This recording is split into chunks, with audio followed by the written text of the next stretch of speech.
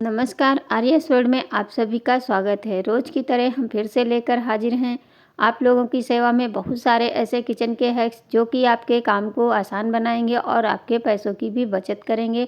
और बहुत सारे ऐसे हैक्स हैं जो कि आपके हेल्थ से रिलेटिव हैं। तो चलिए देर न करते हुए हम शुरू करेंगे। सबसे पहली टिप्स है हमारी सर्दियों में जब भी हम इस तरह से घी रखते हैं तो क्या होता है, जैसे कांच का है तो उसमें भी हम घी रखते हैं तो जम जाता है और इसको निकालने में बहुत ही दिक्कत होती है। फिर यही बार बार गर्म करने से हमारा घी भी ख़राब हो जाता है, क्योंकि बहुत ज़्यादा गर्म बार बार करने से भी घी ख़राब होने का डर रहता है। तो इसके लिए जब भी आपको निकालना है कि जैसे कभी कभी रोटियों में घी लगाना होता है या पूजा के लिए हम घी निकालते हैं, तो इस तरह से एक चम्मच को गर्म कर लीजिए और चम्मच जैसे ही गर्म होगा इसमें डालेंगे, घी निकालेंगे तो देखिए बहुत जल्दी से ये मेल्ट हो जाता है। उसके बाद आप पूजा में यूज करें, चाहे तो आप इसको अपने रोटियों में लगा सकते हैं। तो उम्मीद करूंगी ये टिप्स आप लोगों को ज़रूर पसंद आएगी। बढ़ते हैं अपनी अगली टिप्स, जो कि है जैसे कभी कभी बच्चे छोटे होते हैं तो केचप इस तरह से फर्श पे गिरा देते हैं। तो ये उठाने में अगर हम किसी कपड़े से उठाते हैं तो बहुत ज़्यादा कपड़े हमारे मतलब गंदे हो जाते हैं और फर्श से छूटता भी नहीं है और बहुत ज़्यादा दूर तक हो जाता है। आज हम आपको बहुत सारी ऐसी टिप्स दिखाएंगे जो कि बहुत ही कमाल की हैं। जैसे बहुत से लोग टिश्यू पेपर से उठाते हैं, तो टिश्यू पेपर से जब भी हम उठाते हैं, इसीलिए मैंने आपको दिखाया कि जैसे टिश्यू पेपर को जैसे हम खींचते हैं तो ये बीच से फट जाता है, फिर इससे नहीं हटता है। तो इसके लिए आपको छोटा सा कोई कपड़ा किचन टॉवेल ले लीजिए और इस तरह से कलछी के ऊपर रख लीजिए। अब कपड़े को धीरे धीरे खींचते जाइए और फिर देखिए आपकी जितनी भी केचप है सारी कपड़े पे आ जाएगी। फिर आप कपड़े को साफ़ कर लीजिए, फिर आपको बिल्कुल भी फर्श पे केचप नहीं दिखाई देगा, मतलब बिल्कुल छूट जाता है। अगली टिप्स है हमारी, जैसे कि कभी कभी होता है जैसे ब्रेड हम बहुत बड़ी ले आते हैं, फिर बाद में थोड़ी यूज होती है, थोड़ी बच जाती है, तो इसको अगर ऐसे ही रख दें फ्रिज में तो ये सूख जाती है, टाइट हो जाती है, फिर खाने लायक नहीं बचती है। तो इसके लिए आपको इस तरह से इसमें गांठ लगा दीजिए और उसके बाद में आप इसको कहीं भी हैंग कर दीजिए। अब ये आपकी ब्रेड जैसी ताज़ी बनी रहेगी, चाहे जितने दिन तक आप रखिए, आपकी ब्रेड ख़राब नहीं होने वाली है। बढ़ते हैं अगली टिप्स। सर्दियों में आपने देखा होगा हीटर सभी घर में यूज होता है, लेकिन धीरे धीरे ये जो होता है ये काफ़ी गंदा हो जाता है। सब तरफ से देख सकते हैं कितना ज़्यादा गंदा है। अब ये बिजली का जो है चीज़ होती है, इसको हम ऐसे तो साफ़ नहीं कर सकते, इसको ड्राई क्लीन मतलब सूखा ही साफ़ करना पड़ता है। तो सबसे पहले इस तरह से ये जो पुताई वाला ब्रश होता है इसको ले लीजिए और साइड में जो ये बने हुए हैं देखिए कितने गंदे हैं, इसको हम इस तरह से पहले झाड़ देंगे। जितनी भी धूल मिट्टी है इसे साफ़ कर दीजिए। होता यह है धीरे धीरे ये जमती रहती है, फिर ये धीरे धीरे काफ़ी ज़्यादा अंदर तक पहुंच जाती है, फिर हमारा हीटर ख़राब होने लगता है। तो इसके लिए आपको बस ऐसा छोटा सा काम करना है, कुछ भी नहीं लेना है, बस आप देखेंगे चुटकियों में ये साफ़ हो जाता है। बस इसे पहले हम जितनी सूखी धूल है उसको हम साफ़ कर देते हैं। उसके बाद अब ये चीज़ें डेली तो कोई क्लीन नहीं करता है, हफ्ते में एक आध बार करते हैं। तो इस तरह से करने के बाद में जैसे हम लोग नेल रिमूवर से जो हम नेल छुड़ा मतलब नेल पॉलिश छुड़ाते हैं, उसके बाद इसको हम फेंक देते हैं।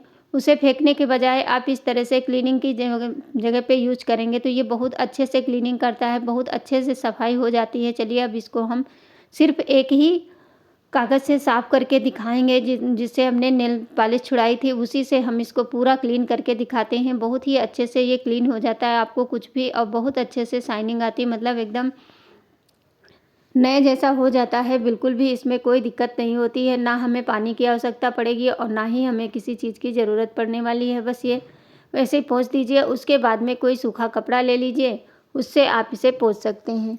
तो देखिए हम पूरा एकदम से साफ़ कर दिए हैं। उसके बाद में आपको दिखाते हैं क्या करना है आगे। हमें सबसे ज़्यादा ज़रूरी होता है कोई जो टिश्यू पेपर होता है उसको ले लीजिए और उसी से इसका हम पोंछ देंगे। कपड़े में जो है पानी नहीं सोखता है, इसमें पानी तो होता नहीं लेकिन फिर भी ये चिकना होता है और इसको छुड़ाने के लिए हमें नहीं ऐसे छोड़ देंगे तो इस पर फिर से धूल मिट्टी बैठने लगती है, फिर काफ़ी ज़्यादा गंदा हो जाता है। अब इसे पूरे तौर से साफ़ करने के बाद में चलिए अब आगे हमें इसे क्या करना है वो भी आप लोग अंत तक देखिए और वीडियो अच्छी लगे तो लाइक ज़रूर करना। देखिए कितने अच्छे से ये साफ़ हो चुका है, बिल्कुल नए जैसा हो गया है, कहीं से भी आपको गंदगी नहीं दिखाई देगी। जब भी आपका क्लीनिंग का मन हो तो इस तरह से क्लीन कर सकते हैं। अब जैसे इस तरह से हमारे घर में बहुत सारे ग्लव्स होते हैं, लेकिन आपने कभी सोचा है ये ग्लव्स हमारे ठंडी तो बचाते हैं लेकिन ये घर के कामों में हमारे बहुत मदद करते हैं। तो जैसे कभी कभी होता है हमें कोई चीज़ की सफाई करनी होती है तो हम इस तरह के ग्लव्स जो होते हैं ये बहुत ही मुलायम होते हैं और इनसे जैसे हमारी टीवी है, अब यही जो हम नेल रिमूवर है इसी को ले लेंगे और इस पे हम ऐसे पूरे पे फैला देते हैं। और इसी तरह आप कोई भी जैसे कांच का है, सीनरी है या टीवी है या आपका शीशा है, आप सभी चीज़ें एक ही से साफ़ कर सकते हैं। अब इसको हटा देंगे। अब जो ग्लव्स है इसी से हम इसको साफ़ करेंगे। देखिए बहुत जल्दी से साफ़ हो जाता है। अब ठंडियों में थोड़ा तो दिक्कत होती ही है, इसीलिए कहते हैं कि ठंडियों में थोड़ा-सा अगर हम दिमाग लगा के काम करें तो ठंडी से भी बचेंगे और काम भी हमारे आसान हो जाते हैं। अब देख सकते हैं टीवी हमारी बिल्कुल जितने भी दाग धब्बे पड़े होते हैं सारे साफ़ हो जाते हैं। और इसके बाद में आप शीशे को भी हम साफ़ करके दिखाते हैं, जो कि बहुत ही अच्छे से साफ़ हो जाती है। ये हमारी टीवी साफ़ हो चुकी है। अब चलिए शीशे को हम साफ़ करते हैं। शीशे पे बहुत ज़्यादा दाग धब्बे नहीं होने चाहिए कहते हैं। अब वही जो हमने टीवी साफ़ की थी उसी को हम ले लेंगे और इसी ग्लव्स की सहायता से हम इसको पूरे पे पहले लगा देंगे। उसके बाद में उस कागज़ को हटा करके इसी ग्लव्स से हम शीशे की सफाई करेंगे बहुत ही अच्छे से।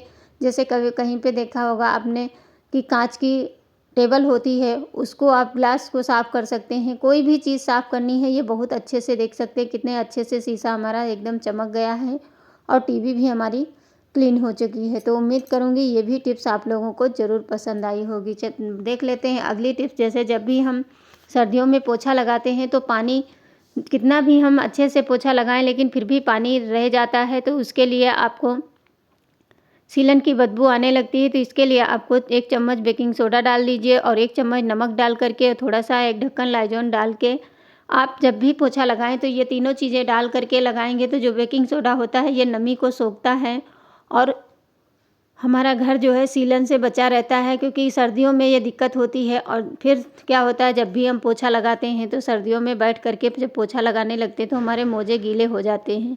तो उसके लिए आपको क्या करना है, कितने भी दाग धब्बे होंगे वो भी साफ़ हो जाएंगे, जितने भी कीड़े मकोड़े हैं या सीलन की बदबू है वो भी नहीं आएगी। देख सकते हैं कितने अच्छे से फर्श हमारी चमक जाती है। बस एक ही बार आपको करना है, दोबारा करने की आवश्यकता नहीं पड़ेगी। देखिए कहीं भी आपको कोई दाग धब्बे नहीं नज़र आने वाले हैं। अब जैसे हम बैठ के पोछा, सर्दियों में यही होता है कितनी जल्दी ठंडी में काम ख़त्म हो जाए, तो आपको वाइपर पे इस तरह से पोछे को डाल लेना है। अगर आपके पास, अब हर किसी के पास तो वो पोछा नहीं होता है जिससे कि सभी लोग लगा सकें, तो नहीं है जिसके पास वो वाइपर पे रख के इस तरह से आप पोछा लगाएंगे तो देखिए पूरा घर क्लीन हो जाता है। बढ़ते हैं अगली टिप्स। जैसे जब भी हम कभी दाल बनाते हैं तो क्या गलती करते हैं, सबसे पहले तो हम ऐसे ही नमक और हल्दी जो भी मसाले डालते हैं डाल करके ढक्कन लगा देते हैं, लेकिन आपको ये गलती नहीं करनी है। ढक्कन को ऊपर ऐसे ही रख दीजिए। उसके बाद दाल के ऊपर जो ये निकलता है तो ये उबलने तक ऊपर आ जाए जैसे, वैसे ये सारा उतार लेना चाहिए। ये हमारे स्वास्थ्य के लिए हानिकारक होता है, इसीलिए जब भी दाल बनाएं इसको पूरा निकालने के बाद में गर्म हो जाता है तो अपने आप ही सारा निकल जाता है। और उसके बाद में आप ढक्कन लगा करके दाल बनाएंगे तो दाल आपकी खाने में भी अच्छी लगती है और जो हमारे कुकर से पानी जैसा निकलता है वो भी नहीं, सीटी से नहीं निकलेगा। बहुत ही कमाल की टिप्स है, एक बार अब आप लोग ज़रूर आजमा के देखिए। देखिए अब इसमें बिल्कुल भी कुछ नहीं है, आप चाहें तो इसमें आम की कली डाल सकते हैं, नहीं तो ऐसे ही बना सकते हैं आप। चलिए देख लेते हैं, देखिए कितना ढेर सारा इसमें निकला हुआ है। थैंक्स फॉर वॉचिंग, धन्यवाद, बाय बाय। फिर मिलेंगे, तब तक के लिए